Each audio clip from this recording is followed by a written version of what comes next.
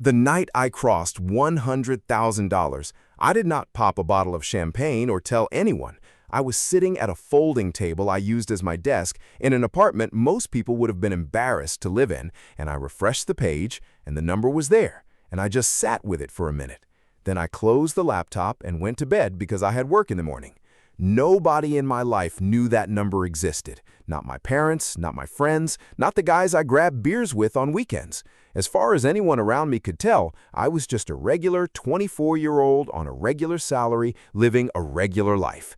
That invisibility was not accidental. It was the whole strategy. Before we get into it, I want to give you the only number that actually matters in this whole video. $100,000 invested at 10% average annual returns with no additional contributions becomes roughly $3.4 million over 41 years, by age 65 if you start at 24. Not because of anything clever, because of time. The gap between the person who has that and the person who doesn't is almost never income. It's almost always behavior. Here are the behaviors. The first thing I did on my literal first payday, before I bought furniture or figured out what I could afford for groceries, was automate $750 out of my checking account directly into my 401k and Roth IRA. I never saw it. My brain calibrated to what was left, and that became my entire financial reality. Every raise I got, I increased the transfer the same week before I had a chance to get used to the extra money. The Vanguard How America Saves report found that people who automate contributions save at nearly double the rate of those who manage it manually, not because they are more disciplined, but because they removed the moment where discipline would be required. Running alongside that was a zero-based budget every month, every dollar assigned a job before the month started. Rent, groceries, gas, insurance, investments mapped to zero. The point is not restriction. The point is that overspending becomes a conscious decision instead of a passive one. Most people never actually choose to overspend. They just drift. The budget stops the drift. On top of both of those, I kept a physical notebook and wrote down every dollar I spent, every night, 5 minutes before bed. What it actually did was force me to process every purchase twice, once when I made it and once when I recorded it. And by the end of month 1, I had found over $300 I did not know I was losing. Forgotten subscriptions, gas station impulse buys, and an energy drink habit that was costing me $80 a month without ever registering as a decision. The notebook cost $3. The return on that $3 beats everything else in this video. Now, here is where most people's financial lives either get built or get destroyed. Housing. I kept rent below 25% of take-home pay when every piece of conventional advice says 30%. My friends were paying $1,100 to $1,400 a month for apartments in neighborhoods with better restaurants and faster delivery. I was paying $730 for a studio with a working stove and a lock on the door. The $500 monthly gap between my rent and theirs, invested at 8% over 20 years, is roughly $295,000. I did not have granite countertops. I had a brokerage account. Only one of those compounds. Drop a comment right now. What percent of your take-home goes to rent or mortgage? Just the number. I want to see where people actually are. Transportation was the next one, and the math here is violent. I bought a 2014 Jeep Grand Cherokee with 117,000 miles for $8,200 in cash from a private seller on Craigslist. Had it inspected for $75 before buying, which saved me from 2 other cars with problems I never would have caught. Zero car payment. The average new car payment hit $767 a month in late 2025, according to Experian. My total annual car cost, including insurance, gas, and maintenance, was $3,400. A new car owner easily clears $14,000 a year in total costs. The $10,000 annual difference invested at 8% over 30 years is over $1.2 million.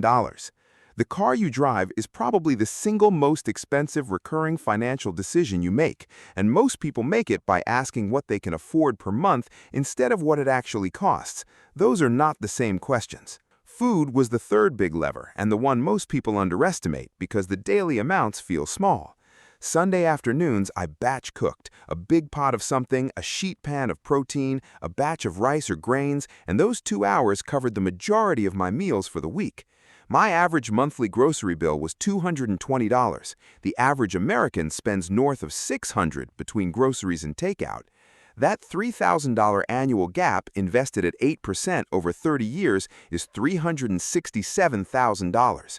I did not feel deprived. I felt like someone who understood what they were actually trading when they ordered delivery on a Tuesday night for no particular reason. If you found this video helpful so far, please give it a like as it helps get this info out to more people like you.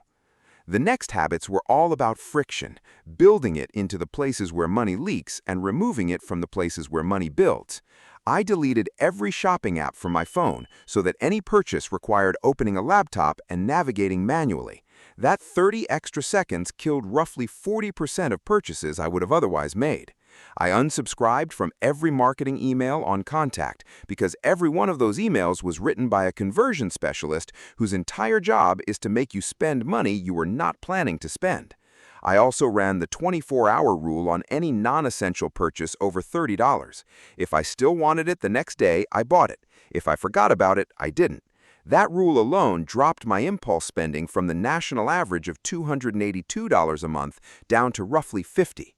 Cash envelope for all discretionary spending, $200 every 2 weeks, and when it was gone, it was gone.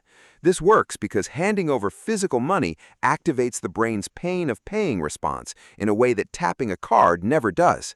Research is consistent. People spend 12 to 18% less with cash. The envelope did not ask for my willpower. It just ran out. The investing side had 2 non-negotiables. First, I captured every dollar of my employer's 401k match from day one, 100% of the first 3% of salary and 50% of the next 2, which was $2,600 a year of free compensation, requiring nothing except checking a box. The ones who don't contribute enough to capture the full match are declining part of their salary. Second, the Roth IRA. $625 a month into a total market index fund. No stock picking, no timing, no opinions. The entire market every month regardless of conditions. Least exciting strategy available. Also the most effective one for an ordinary person without an edge. The smaller habits ran quietly in the background. Library card and Libby app for books and audiobooks. $0 versus the $300 or more a buyer spends annually. Coffee at home every weekday, 1 bought coffee on Fridays as a ritual, $290 a year versus $1,560 for the daily buyer. Body weight workouts, a $15 used pull-up bar, and the road outside my apartment. The $60 a month I wasn't spending on a gym went straight to my Roth IRA, which is $55,000 over 25 years at 8%. The phone was kept for 3.5 years instead of upgrading on cycle, saving $4,000 to $7,000 over the period. I combined every errand into a single weekly trip, one organized outing instead of separate runs all week, which cut gas costs and killed the impulse buys that happen every time you walk into a store without a plan. Once a year, I called my insurance, internet, and phone providers, said I was considering switching, and asked what they could do to keep me. I got a reduction every time. Every windfall went straight to the brokerage before it could become spending money, tax refunds, birthday money, freelance checks. $1 from your tax refund compounds the same as $1 from your paycheck. I stopped treating them differently. Emergency fund in a high-yield savings account at 4 to 5% interest rate instead of the national average of 0.39. Same money, same access, different container.